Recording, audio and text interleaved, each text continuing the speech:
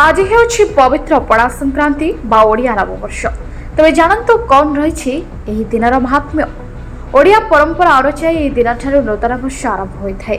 ଏହାଛଡ଼ା ଏହି ଦିନକୁ ହନୁମାନ ଜୟନ୍ତୀ, ମହାବିଷୁବ ସଂକ୍ରାନ୍ତି ଭାବରେ ମଧ୍ୟ ପାଳନ କରାଯାଇଥାଏ। ଓଡ଼ିଆ ସଂସ୍କୃତି ଓ କାଳ ଗଣନାରେ ଗୋଟିଏ ବର୍ଷ ବୈଶାଖରୁ ଆରମ୍ଭ ହୋଇ ଚୈତ୍ରରେ ସମାପ୍ତ ହୋଇଥାଏ।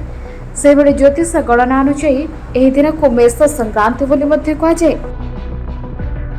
ପୁରାଣ ଅନୁଯାୟୀ ମହାବିଷୁବ ସଂକ୍ରାନ୍ତି ବେଶ୍ ଗୁରୁତ୍ୱପୂର୍ଣ୍ଣ।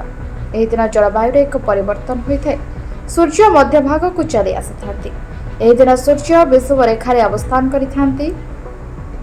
ସୂର୍ଯ୍ୟଙ୍କ ପ୍ରବଳ ତାପମାତ୍ରା ଯୋଗୁଁ ପ୍ରଭୁ ବିଷ୍ଣୁଙ୍କ ପ୍ରିୟ ତୁଳସୀ ମୂଳରେ ପଣା ଅର୍ପଣ କରାଯାଇଥାଏ।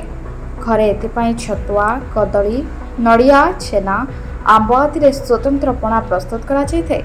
ତେବେ ଆଜିର ଦିନରେ ଓଡ଼ିଆଣୀମାନେ ଅଗଣାରେ ଥିବା ତୁଳସୀ ଚଉରା ଉପରେ ଏକ ଛାମୁଡ଼ିଆ କରି ଏକ ପାଣି ଭର୍ତ୍ତି ଛୋଟ ଠେକି ରଖିଥାନ୍ତି। ଏହା ତଳେ ଏକ ଛୋଟ ଛିଦ୍ର ଥାଏ। ଉକ୍ତ ଛିଦ୍ର ଦେଇ ପାଣି ତୁଳସୀ ଗଛରେ ପଡ଼ିଥାଏ। ଏହି ଦିନ ଓଡ଼ିଶାରେ ହନୁମାନ ଜୟନ୍ତୀ ମଧ୍ୟ ପାଳନ କରାଯାଏ। ଓଡ଼ିଆ ଲୋକେ ହନୁମାନ ମନ୍ଦିରରେ 108 ହନୁମାନ ଚାଳିଶା ପାଠ କରି ନିଜର ମନସ୍କାମନା ପୂରଣ କରିଥାନ୍ତି। ତେବେ ଆଜିର ପବିତ୍ର ଦିନକୁ ନେଇ ପ୍ରତି ଓଡ଼ିଆ ଘର ଚଳଚଞ୍ଚଳ ହୋଇପଡ଼ିଛି। ମନ୍ଦିରରେ ପ୍ରବଳ ଭିଡ଼ ପରିଲକ୍ଷିତ ହେଉଛି।